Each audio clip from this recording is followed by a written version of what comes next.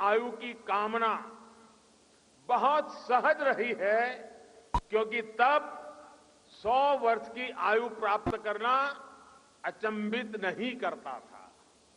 और इसमें बहुत बड़ी भूमिका हमारी पारंपरिक चिकित्सा पद्धतियों की होती थी। भारत की पारंपरिक चिकित्सा पद्धति सिर्फ इलाज तक सीमित नहीं रही है, बल्कि ये लाइफ की एक होलिस्टिक साइंस है। आप में से बहुत सारे लोग जानते हैं कि आयुर्वेद में हीलिंग और ट्रीटमेंट के अलावा social health, mental health, happiness, environmental health, करुणा, सहानुभूति, संवेदनशीलता और उत्पादकता सब कुछ इस अमृत कलश में शामिल है।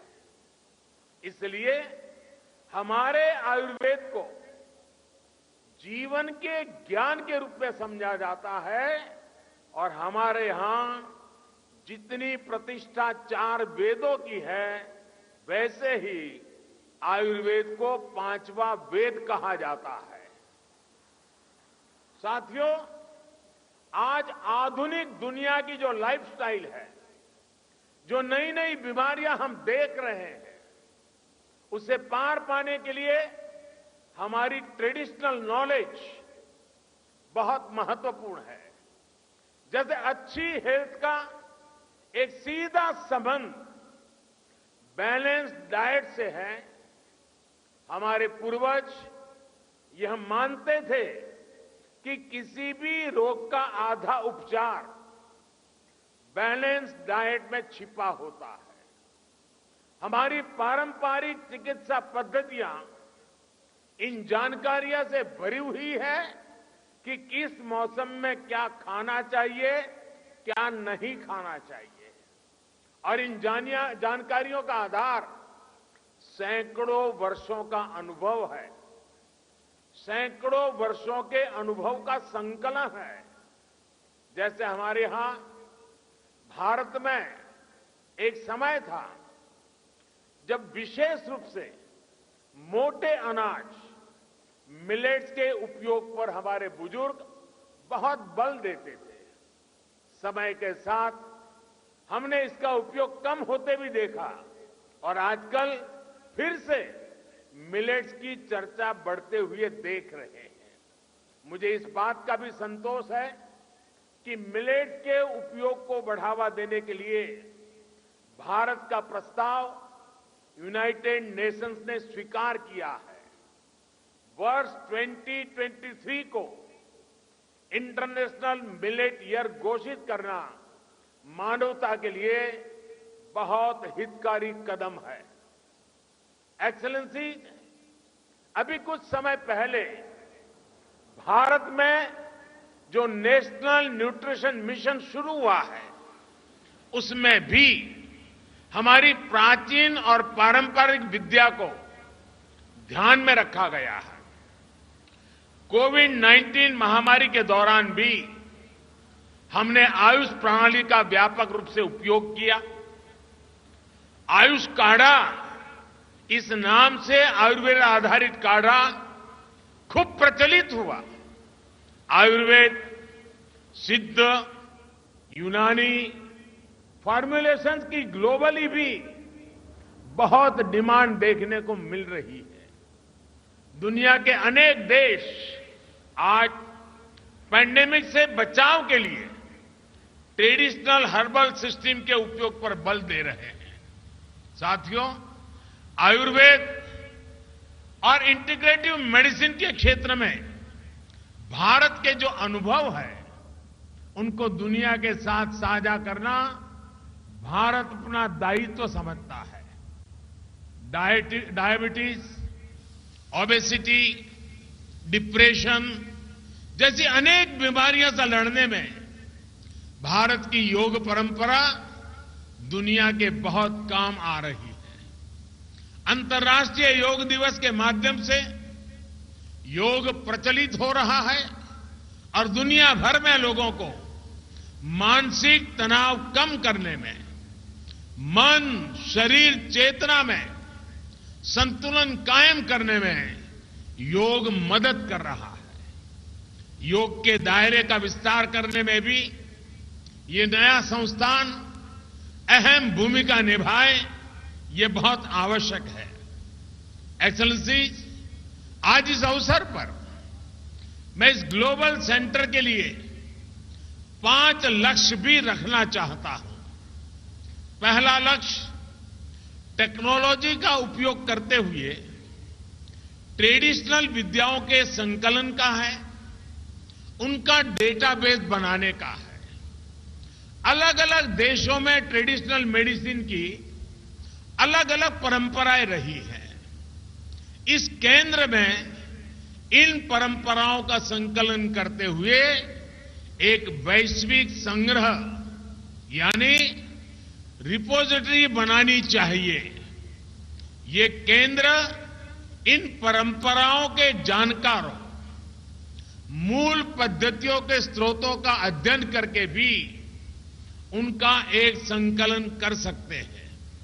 ऐसा करना इसलिए भी जरूरी है ताकि अलग अलग देशों में मौजूद पारंपरिक चिकित्सा की महत्वपूर्ण जानकारी आने वाली पीढ़ियों को मदद करती है। साथियों, जीसीटीएम को पारंपरिक औषधियों की टेस्टिंग और सर्टिफिकेशन के लिए इंटरनेशनल स्टैंडर्ड भी बनाने चाहिए। ये आपकी संस्था का दूसरा लक्ष्य हो सकता है। इससे हर देश में लोगों का भरोसा इन औषधियों पर और बढ़ेगा। हम देखते हैं कि भारत की कई पारंपरिक दवाइयां विदेशियों को भी बहुत प्रभावी लगती है, लेकिन वैश्विक स्टैंडर्ड न होने की वजह से उनका नियमित व्यापार सीमित रहता है। इसलिए उनकी उपलब्धता अभी कम रहती है। मुझे लगता है कि कई दूसरे देशों को भी इसी तरह की मुश्किल आती होगी। इस ग्लोबल सेंटर को इसके समाधान के लिए भी काम करना चाहिए। WHO ने भी हाल में आयुर्वेद, पंचकर्म और यूनानी के लिए बेंचमार्क डॉक्यूमेंट तैयार किए हैं। इसका विस्तार किया जाना भी जरूरी है। साथियों, जीसीटीएम एक ऐसा प्लेटफॉर्म बनना चाहिए जहां विश्व की पारंपरिक चिकित्सा पद्धतियों के एक्सपर्ट्स एक साथ आए, एक साथ जुटे, अपने अनुभव साझा करें। इन प्रयासों को ये ग्लोबल सेंटर अपना तीसरा लक्ष्य बना सकता है। क्या ये संस्थान एक सालाना समारोह कर सकता है? कोई एनुअल ट्रेडिशनल मेडिसिन फेस्टिवल कर सकता है जिसमें दुनिया के ज्यादा से ज्यादा देशों के एक्सपर्ट्स चिंतन करें, अपनी पद्धतियों को साझा करें। साथियों, मैं समझता हूं इस सेंटर का चौथा लक्ष्य रिसर्च में निवेश से जुड़ा होना चाहिए। जीसीटीएम को ट्रेडिशनल मेडिसिन के क्षेत्र में रिसर्च के लिए फंडिंग को मोबिलाइज करना चाहिए। हम देखते हैं कि आधुनिक फार्मा कंपनियों के लिए रिसर्च क्षेत्र में अरबों खरबों डॉलर्स उपलब्ध रहते हैं। हमें उसी तरह के रिसोर्सेज ट्रेडिशनल मेडिसिन में रिसर्च के लिए भी तैयार करने चाहिए। पांचवा लक्ष्य ट्रीटमेंट प्रोटोकॉल से जुड़ा है। क्या जीसीटीएम कुछ स्पेसिफिक बीमारियों के लिए होलिस्टिक ट्रीटमेंट प्रोटोकॉल विकसित कर सकता है जिसमें मरीज को मॉडर्न और ट्रेडिशनल मेडिसिन दोनों का फायदा मिले? अपने हेल्थ केयर सिस्टम में इन प्राचीन विद्यालयों के इफेक्टिव इंटीग्रेशन से अनेक बीमारियों से लड़ने में मदद मिल सकती है। साथियों, हम भारतीय वसुधैव कुटुंबकम और सर्वे संतु निरामय इस भावना से जीने वाले लोग हैं। पूरी दुनिया एक ही परिवार है और ये पूरा परिवार हमेशा निरोगी रहे, ये हमारा दर्शन रहा है। आज WHO GCTM की स्थापना से भारत की ये परंपरा और समृद्ध हो रही है। WHO का यह केंद्र विश्व भर में लोगों का स्वास्थ्य बेहतर बनाएगा। इसी कामना के साथ मैं अपनी बात समाप्त करता हूं और मैं अब दोनों मेहमानों का समय निकालने के लिए, इस समारोह को ऊंचाई देने के लिए, इसका महात्म्य बढ़ाने के लिए हृदय से उनका बहुत बहुत आभार व्यक्त करता हूं। एक बार फिर आप सभी का बहुत बहुत धन्यवाद। नमस्कार।